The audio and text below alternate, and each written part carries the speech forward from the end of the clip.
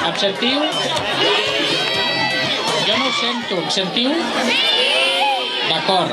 Benvinguts a la festa de Sant Jordi. Ara començarem una miqueta la celebració amb el mateix format que hem fet els anys anteriors. Ara començarà la coral d'alumnes i de profes, primer, inaugurant aquest acte. Després farem el lliurament dels premis dels Jocs Florals i finalment, per tancar l'acte, la coral tornarà a fer una o dues cançons més, d'acord? No cal que expliquem ja què és Sant Jordi, perquè el celebrem des de fa molts anys. Recordem, en tot cas, que Sant Jordi és la festa del llibre. És una festa en què ens regalem llibres, on escrivim textos, on expressem emocions a través d'aquests textos, i és un moment potser per recordar que la literatura serveix per expressar aquelles emocions que de vegades són difícils d'expressar d'alguna altra manera.